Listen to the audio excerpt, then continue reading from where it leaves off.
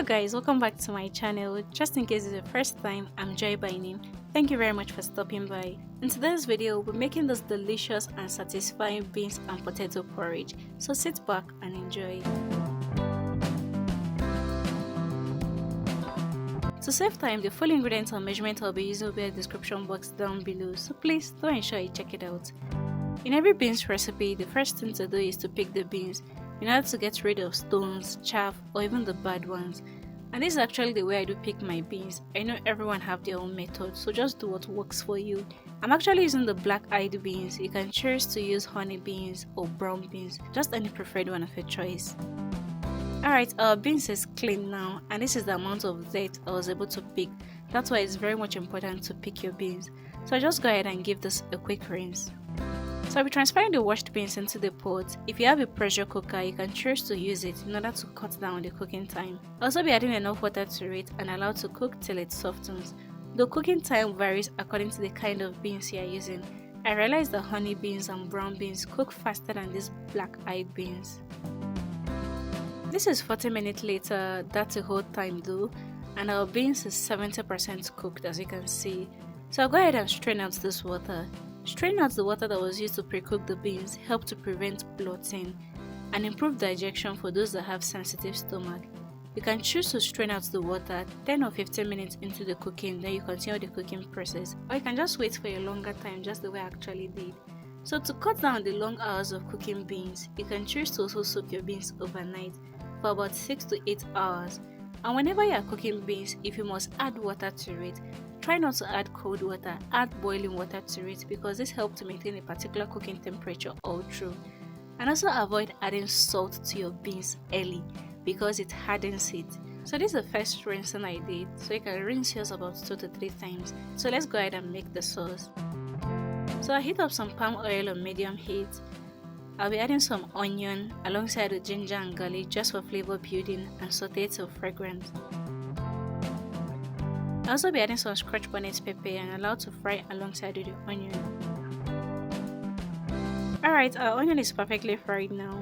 Next, I'll be adding the tomato pepper blend mix. This is just a mixture of fresh tomatoes, Tatashe and little onion. So go ahead and mix everything together and allow to fry. So while that's fried, let's go over and prep the fish I'll be using.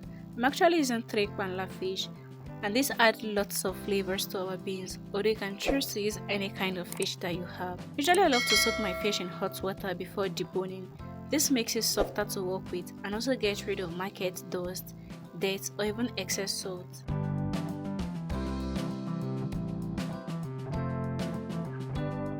So back to my stovetop, our tomato is perfectly fried now to my taste. So I'll be adding the deboned fish to it, alongside with lots of grounded crayfish, seasoning powder and salt to taste. This is absolutely the only ingredient you need to achieve a delicious beans. So I'll allow this to fry further. So this is 5 minutes later. I'll be adding little water into the pot, just the quantity that will be sufficient to complete the cooking process. Remember our beans is 70% cooked, so I'll allow this to get to a rolling boil. Next, I'll go ahead and peel the back of the potato I'll be using a kitchen peeler. This makes it very fast and easy. I'm actually using sweet potato, but you can choose to substitute it with Irish potato, yam, plantain, either the ripe or unripe ones. Cocoyam, that's those big edible ones, not the one that is actually used as thickener in soup. You can also choose to add corn as well, just any one of your choice.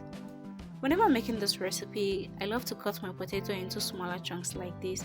You can do any size that works for you. Alright, this is all done.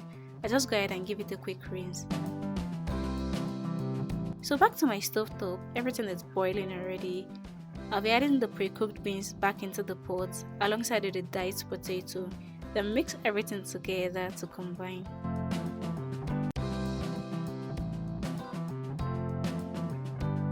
Alright, this is perfect now. I'll be adding little onion as well for more flavor. Then cover and allow everything to cook together on medium heat. So this is 20 minutes later, and our porridge beans and potato is pretty much ready. The taste is absolutely 100 minus nothing. The sweet potato I used added a whole lot of sweetness, and the fish I used boosted the flavor of our beans. Let me know in the comment section if you'll be trying out this recipe. If you're trying out this recipe, what will you be pairing yours with? Will you be serving it with some fried potatoes, soaked gari, steamed vegetables, agege bread, or even boiled corn? Let me know in the comment section. Thank you very much for watching. Please kindly subscribe to the channel if you haven't. Like, share, and leave me a comment in the comment section. See you next time with another mouth-watering recipe. Until then, remember to always eat healthy and stay healthy. Bye bye.